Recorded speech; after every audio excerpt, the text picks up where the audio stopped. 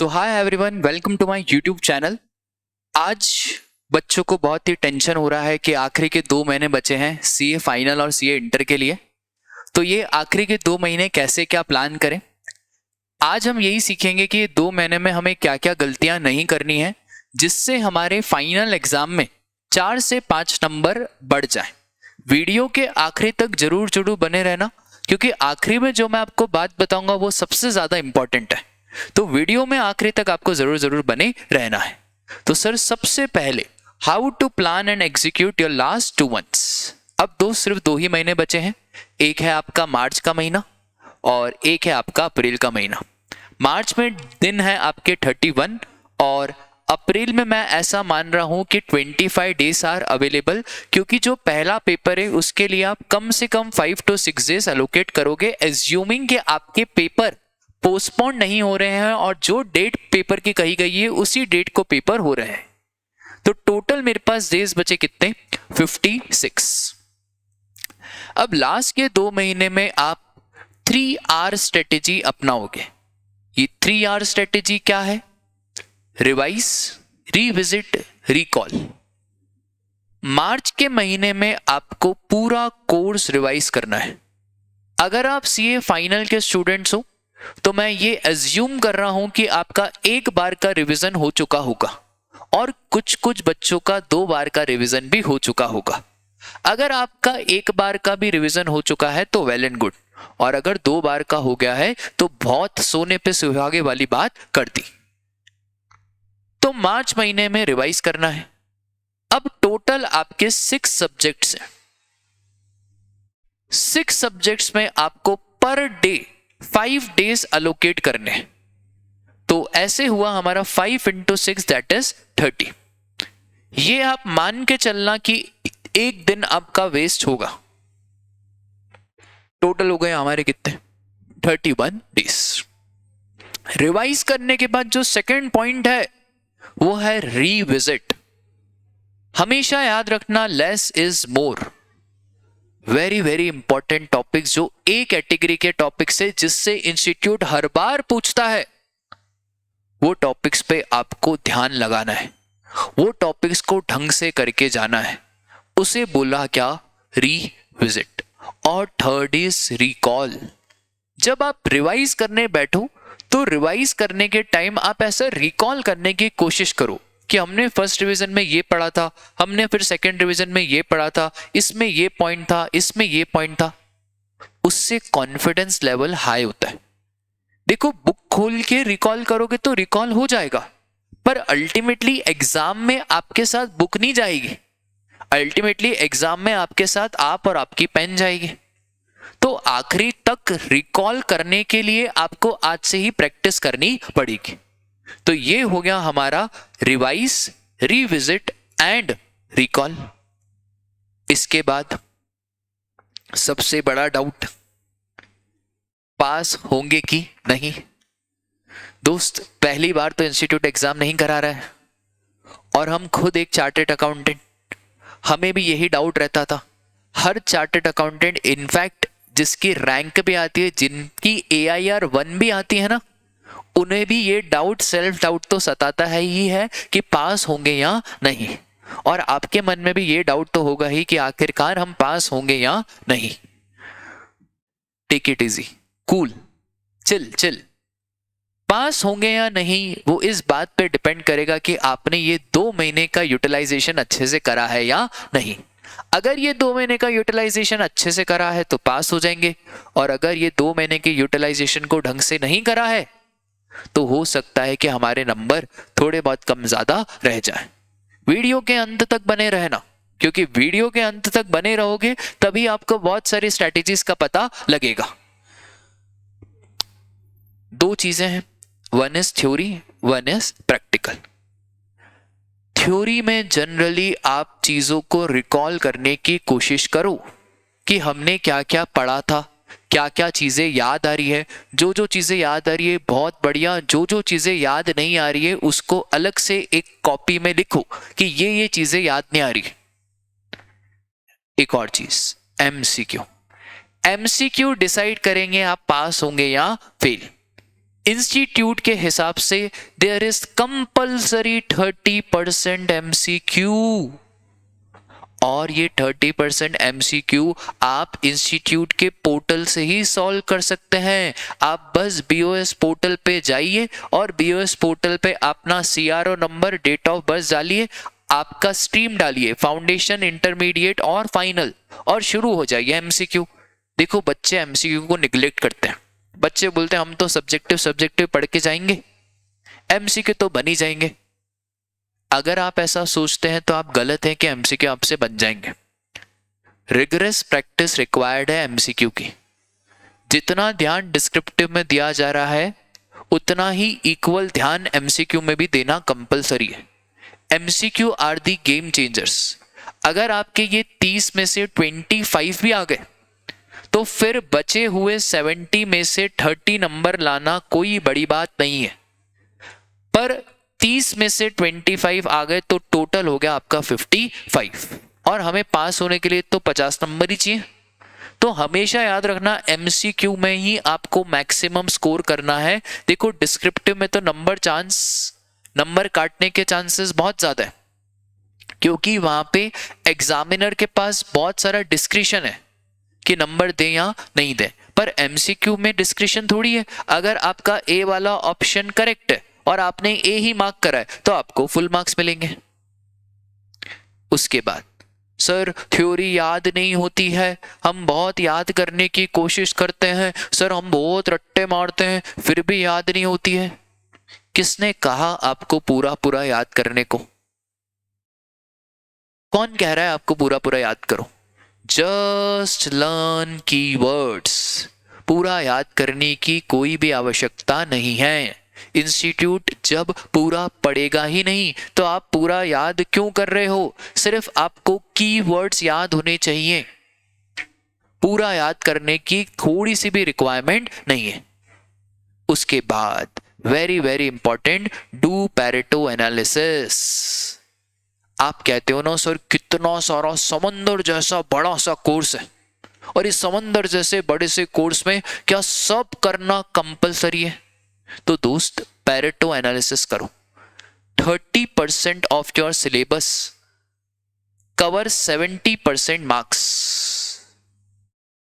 ये 30% सिलेबस आपका total 70% marks cover कर रहा है, तो क्यों आप क्वांटिटी पे फोकस कर रहे हो? क्वालिटी पे फोकस करो, क्वालिटी कंटेंट पढ़ो। ये 30% चेक करो कि इंस्टीट्यूट कौन से ऐसे टॉपिक्स हैं जो इंस्टीट्यूट हर बार पूछता है। आप क्या गड़बड़ करते हो ना, आप सोचते हो कि मुझे हर चीज कवर करनी है। You are focusing on quantity. Quantity पे फोकस मत करो, क्वालिटी पे फोकस करो। अगर आप एडवांस फाइनेंशियल मैनेजमेंट की तैयारी कर रहे हो और एडवांस फाइनेंशियल मैनेजमेंट में आपने उठाया डेरिवेटिव, तो डेरिवेटिव इतनी ढंग से करो कि डेरिवेटिव का फिर कोई भी क्वेश्चन एग्जाम में आ जाए तो आपसे बनना चाहिए। अब जैसे मैं CA इंटर और फाइनल को GST पढ़ाता हूं, तो GST में इंपॉर्टेंट टॉपिक्स हैं आपके ITC, फिर आपका वैल्यूएशन, फिर आपका टाइम ऑफ सप्लाई, फिर आपका प्लेस ऑफ सप्लाई, फिर आपका एग्जम्पशन, फिर आपका रजिस्ट्रेशन। ये वाले टॉपिक भी करके चले गए ना तो आप अच्छा स्कोर कर लोगे। सप्लाई, सर हर सब्जेक्ट में कुछ कुछ ए कैटेगरी के टॉपिक्स होते हैं, तो always focus on quality rather than quantity. उसके बाद सर प्रैक्टिकल सब्जेक्ट्स का क्या करें? इतने सारे सवाल, एक एक फैकल्टी की किताब में हजार सवाल, 1200 सवाल, क्या सब करना है? देखो एंड मोमेंट है, लास्ट के 2 महीने बचे हैं, प्रैक्टिकली पॉसिबल है ही नहीं कि आप सब कर पाओ। तो फिर अब क्या करें? आपको सारे क्वेश्चन सॉल्व करने के लिए कौन बोल रहा है? आप वही क्वेश्चन सॉल्व करो जो आपने फर्स्ट रिवीजन में इंपॉर्टेंट मार्क करे हैं। सर अगर हम खुद पहली बार ही पढ़ रहे हैं तो हर फैकल्टी बताता है कि ये क्वेश्चन इंपॉर्टेंट है, वो क्वेश्चन करो। जनरली आपका अप्रोच ये होना चाहिए कि मैं क्वेश्चन को कैलकुलेटर पे ही सॉल्व कर लूं। जैसे आपने 10 क्वेश्चन करे तो 10 में से 9 क्वेश्चन कैलकुलेटर पे कर लो, एक लिख के कर लो।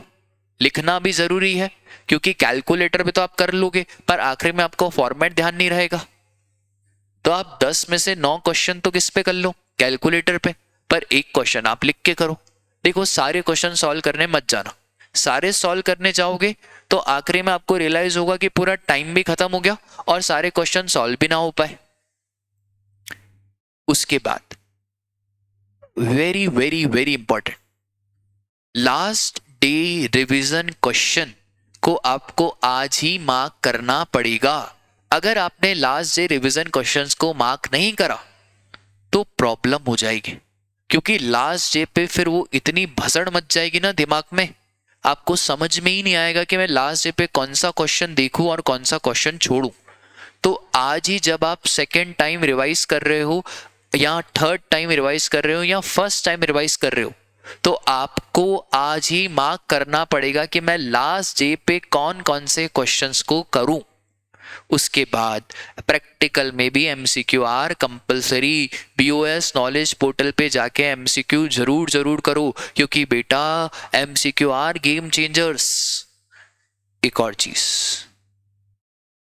अब जब आप क्वेश्चन को कर रहे हो, अब सपोज करो आपको क्वेश्चन में एक प्रॉब्लम में, एक स्टेटमेंट में प्रॉब्लम है, एक एडजस्टमेंट में प्रॉब्लम है, तो अब अगली बार आपको पूरा क्वेश्चन नहीं करना है, ऊपर ही क्वेश्चन के ऊपर लिख दो कि मैं क्या करता था ना कि देख साहिल, इस क्वेश्चन में ये पॉइंट ध्यान में रखना।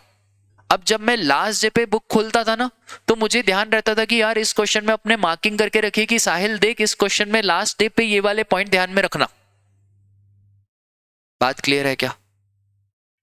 तो write the points about the question where you are facing the problem. Sir धड़कनें बढ़ती जा रही है, धक धक धक करने लगा। तो सर धक धक करने लगा, मोरा जियरा मरने लगा। सर अब अप्रैल मंथ में क्या करें? मार्च का महीना तो हमने रिवीजन पे निकाल दिया, अब अप्रैल महीने में क्या करें? Don't take stress, keep calm. ठीक है, स्ट्रेस मत लो यार। स्ट्रेस, एंजाइटी, डिप्रेशन, इन सब कारणों की वजह से हम CA के कोर्स में नहीं आए थे। ठीक है, लास्ट महीना है, प्लीज स्ट्रेस मत लो।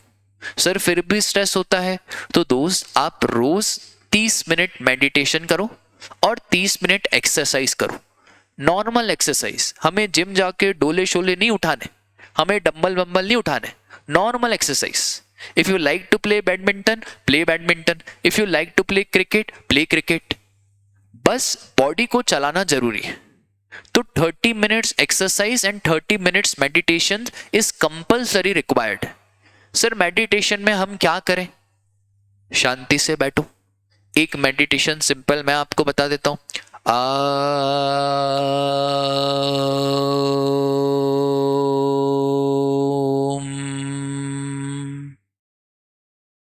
बस ये ओम बोलते जाओ, 30 मिनट्स तक कुछ नहीं करना, बस ओम बोलो। ब्रीथ इन, ब्रीथ आउट, ब्रीथ इन, ब्रीथ आउट। दूसरा एक और मेडिटेशन है, आप ईशा क्रिया कर सकते हो सदगुरु जी की, तो वो YouTube पे 12 मिनट का ईशा क्रिया है, आप वो कर सकते हो। आप अपने जो भी इष्ट देव हैं उनका नाम जाप कर सकते हो, जैसा आपको सही लगे। बस ये 30 मिनट मेडिटेशन करना कंपलसरी है, उससे जो माइंड है वो रिलैक्स होगा। और अप्रैल महीने में जनरली आपको रिलैक्स करना है, स्ट्रेस नहीं लेना है, एंजाइटी नहीं, और नो डिप्रेशन। सर अप्रैल में ऑलवेज, ये तो मतलब ऐसा मंत्र है कि जिसको आप फॉलो कर लिए ना, आपको कोई भी नहीं रोक सकता पास होने से। गिव एटलीस्ट 2 मॉक टेस्ट, और मॉक टेस्ट पेपर नहीं देना, इंस्टीट्यूट के पास्ट पेपर देना। देखो जनरली इंस्टीट्यूट आपको धोखा देगा, मॉक टेस्ट पेपर वो इतने सिंपल बनाएगा, इतने इजी बनाएगा कि आपको फेक कॉन्फिडेंस आएगा कि यार पेपर का कोई लेवल ही नहीं है।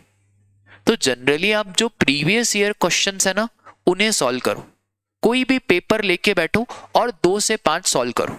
अब मैं क्या करता था, मैं पूरा स्केड्यूल बनाता था कि 2 तारीख को FR का पेपर, फिर 4 तारीख को SFM जो कि अब AFM हो गया है उसका पेपर, फिर 6 तारीख को थर्ड पेपर, 8 को फोर्थ, 10 को फिफ्थ एंड 12 को सिक्स्थ। ऐसे स्केड्यूल बनाने से जनरली क्या क्या फायदा होता है? एक तो मुझे ये मालूम पड़ जाता है कि मुझे वो लास्ट 1.5 डेज में कैसे क्या पूरे सिलेबस को कवर करना है, क्योंकि वो सबसे इंपॉर्टेंट है। फिर मुझे ये भी मालूम पड़ जाता है कि मैं लास्ट 1.5 डेज पे क्या क्या गलती आज ही कर रहा हूं, ताकि वो गलती मैं आखिरी टाइम पे ना दोहराऊं। कौन कौन से क्वेश्चन जो मैंने इंपॉर्टेंट मार्क करे थे और जो मैंने पहले डिसाइड करा था कि इतने समय में हो जाएंगे, इतने समय में हो पा रहे हैं या नहीं, जो मैंने लास्ट डे की प्लानिंग करी थी, क्या वो मैं सक्सेसफुली इंप्लीमेंट कर पा रहा हूं? अगर सक्सेसफुली इंप्लीमेंट कर पा रहा हूं तो वेल एंड गुड, पर अगर नहीं इंप्लीमेंट कर पा रहा हूं तो मैं वहीं पे प्लानिंग को थोड़ा बहुत चेंज कर लूंगा। तो आपको 2 मॉक टेस्ट देने हैं। स्केड्यूल क्या रखोगे आप? 2 to 5। एक और चीज, अगर आप कॉन्फिडेंट नहीं हो, आप बोल रहे हो कि सर बहुत टेंशन हो रहा है, 2 मॉक टेस्ट तो मुश्किल है, कोई दिक्कत नहीं, 1 मॉक टेस्ट दो, पर मॉक टेस्ट जरूर देना दोस्त। Net practice is required. Institute में अगर हम नेट प्रैक्टिस ना करते हुए डायरेक्ट बल्लेबाजी करने जाएंगे ना, तो बॉलर को बॉल डालने की जरूरत भी ना पड़ेगी और हमारा हिट विकेट हो जाएगा। तो यार नेट प्रैक्टिस के बिना आप पेपर देने कैसे चले जाओगे? कंपलसरी मॉक टेस्ट तो देना ही है। खुद ही आप सोचो कि हम अगर ICAI का CA फाइनल और CA इंटर का पेपर लिखने जा रहे हैं, जो one of the toughest paper of India में आता है, और उसमें हम बिना तैयारी करे, बिना मॉक टेस्ट दिए आखिरी में एग्जाम के पेपर में जंग लड़ेंगे, तो बॉलर को बॉल डालने की भी जरूरत नहीं है, आप ऑटोमेटिकली क्या हो जाओगे? Hit wicket. ठीक है, तो please mock test are compulsory. फिर give at least 5 days to your first paper, क्योंकि किसी ने क्या खूब बात कही है ना, well begun is half done. शुरुआत अच्छी तो आधा काम तो वही हो गया। तो well begun is half done. आपका पहला FR का या पहला अकाउंट्स का पेपर अच्छा जाएगा ना, आपको ऑटोमेटिकली इतना कॉन्फिडेंस आ जाएगा कि आपके बाकी के पेपर अच्छे जाएंगे। तो well begun is half done. उसके बाद एक और बहुत इंपॉर्टेंट डाउट जो मेरे पास बहुत आता है कि सर पढ़ाई करने बैठ तो रहे हैं, 14 घंटे 16 घंटे पढ़ाई कर रहे हैं, पर at the end of the day हमें ये रियलाइज हो रहा है कि इफेक्टिव आउटपुट तो निकला ही नहीं। अब इस प्रॉब्लम का क्या करें? तो क्यों लेते हो टेंशन जब साहिल सर तुम्हारे साथ है? मैं हूं ना तुम्हारे साथ, बस कोई टेंशन लेने की जरूरत नहीं है। इफेक्टिव आउटपुट कैसे निकाले? Make daily plan 1 night before. देखो, अगर हम सुबह सुबह को प्लानिंग करेंगे ना तो प्रॉब्लम हो जाएगा। कल की प्लानिंग आज करो, कल की प्लानिंग आज करो। वो सुना है आपने, कल करे सो आज कर, आज करे सो अब। बस, तो कल की प्लानिंग आपको कब करनी है सर? आज करनी है। तो अगर फॉर सपोज करो आज के डे की बात करूं, आज मैं नाइट में सोचूंगा कि मुझे कल क्या क्या करना है। मेरी डेली प्लानिंग होनी चाहिए, मेरी वीकली प्लानिंग होनी चाहिए और मेरी मंथली प्लानिंग होनी चाहिए। तो 3 प्लानिंग आपको करनी है, डेली, वीकली और मंथली। अब एक और चीज आप समझो कि सर जब हम प्लान करते हैं ना तो प्लानिंग फुलफिल नहीं हो पाती, एग्जीक्यूट नहीं हो पाती, तो उसका हम क्या करें? दोस्त, प्लान फुलफिल इसलिए नहीं हो पाता है क्योंकि हमें हमारे माइंड से ये एक्सपेक्टेशन होती है कि हम अपने आप को बहुत ज्यादा टारगेट दे देते हैं। टारगेट बहुत ज्यादा मत रखो, छोटे छोटे टारगेट रखो और 2 घंटे में फुलफिल करने की कोशिश करो। तो अपने को क्या करना है बेटा? 2 घंटे पढ़ाई करना है, फिर टारगेट बनाया, वो टारगेट को फुलफिल करा। अब जरूरी नहीं है कि 2 घंटे का टारगेट 2 घंटे में ही हो जाए, 1.5 आवर्स में भी हो सकता है, 2.5 आवर्स में भी हो सकता है। ब्रेक नहीं लोगे जब तक टारगेट पूरा नहीं होगा, टारगेट पूरा होगा तभी ब्रेक लोगे। डेली प्लान करो, डेली प्लान कंप्लीट करो। अपने आप को गिफ्ट देना बहुत जरूरी। टारगेट पूरा हुआ, पूरा डे का टारगेट पूरा हुआ, अपने आप को गिफ्ट दो। आपको जो फेवरेट चॉकलेट लगती हो वो फेवरेट चॉकलेट खा लो, अगर आपकी कोई डिश है फेवरेट तो वो फेवरेट डिश खा लो। बस अपने आप को गिफ्ट जरूर देना। टारगेट पूरा नहीं हुआ तो अपने आप को पनिश भी करना, गिफ्ट भी देना, पनिश भी करना। तो पनिश क्या करें, अगर टारगेट पूरा नहीं हुआ तो स्ट्रेच करो, जो आपके नॉर्मल आवर्स है उनसे ज्यादा स्ट्रेच करो, 12 घंटे की जगह 14 घंटे पढ़ो। तो टारगेट पूरा हुआ तो गिफ्ट दिया, टारगेट पूरा नहीं हुआ तो अपने आप को पनिश करो। तो यार ध्यान से, sacrifices made today will result in better tomorrow.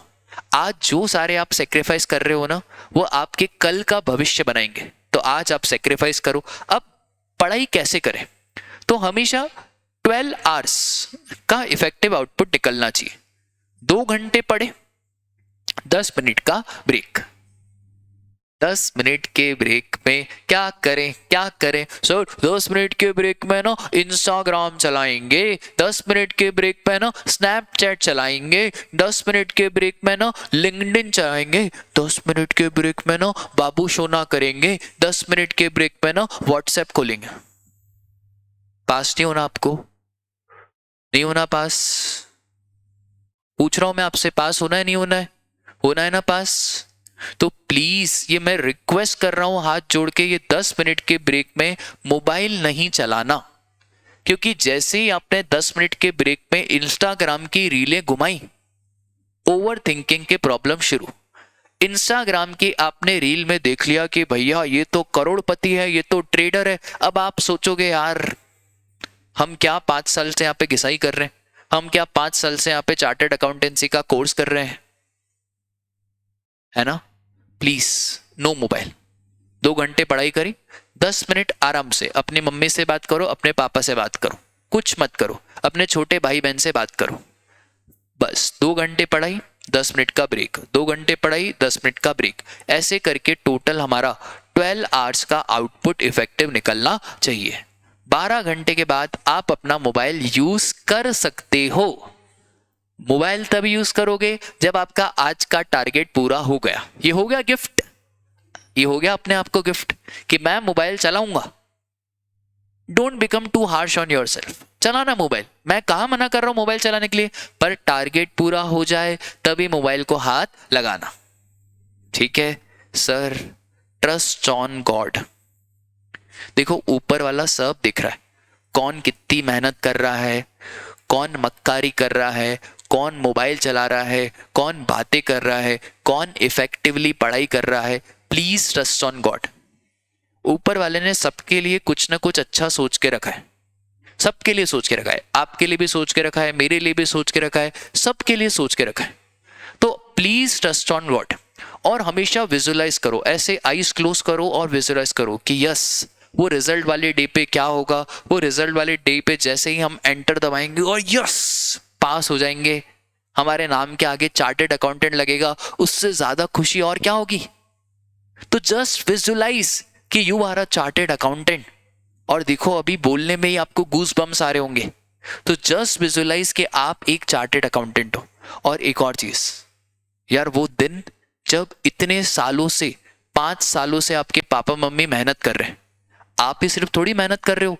रोज सुबह मम्मी उठती है आपके लिए खाना बनाने के लिए, रोज सुबह आपके पापा शॉप जाते हैं, कंपनी जाते हैं, जॉब करते हैं आपके लिए। आपकी सारी इच्छाएं उन्होंने पूरी करी, आप उनकी बस एक इच्छा पूरी नहीं कर पा रहे हो। तो जब भी आपको डिमोटिवेशन हो, आंख बंद करो और देखो कि जब मैं पास हो जाऊंगा तो पापा मम्मी के चेहरे पे क्या रिएक्शन आएगा। See the smile. तो just what will be your reaction on the parents face when they see you pass? क्या खुशी होगी ना यार। वो 5 साल की मेहनत क्या रंग लाएगी, मजा आ जाएगा। और दोस्त वो जो खुशी होती है ना पास होने की, उससे अच्छी खुशी आपको कहीं भी लाइफ में नहीं मिलेगी। वो 5 साल वर्थ इट है बस एक एंटर बटन दबाने के लिए। जो वो खुशी रहेगी, जो आपका चेहरा खिलखिलाएगा, उसका मजा ही अलग है। तो do your 100%, ICAI will give you 50%। और अब आप कमेंट सेक्शन में एक चीज जरूर करना, आप कमेंट सेक्शन में बस CA और फिर आपका नाम। फॉर एग्जाम्पल आपका नाम है राहुल, तो आप कमेंट सेक्शन में डालोगे CA राहुल। और जो लास्ट बात जिसके लिए आप वीडियो में रुके हुए हो, वो लास्ट बात बस इतनी सी है प्लीज प्लीज प्लीज ये 2 महीने में अपने आप को झोंक दो, सुबह शाम रात दिन झोंक दो, पढ़ाई पढ़ाई और पढ़ाई। बस 2 महीने में आपको कुछ भी नहीं करना है और सिंपल मंत्रा, एक ही mantra to pass. 3 revision, 2 mock test और लास्ट 1.5 डेज स्ट्रेटेजी। जिसने ये 3 बातें कर ली, 3 रिवीजन, 2 मॉक टेस्ट और लास्ट 1.5 डेज स्ट्रेटेजी, जिसने ये 3 बातें कर ली वो पक्का पक्का सीए बन रहा है। ठीक है, तो थैंक यू, आप इतने टाइम वीडियो में बने रहे। मैं उम्मीद करूंगा, भगवान से दुआ करूंगा कि भगवान आपको जल्दी जल्दी एक चार्टर्ड अकाउंटेंट बने।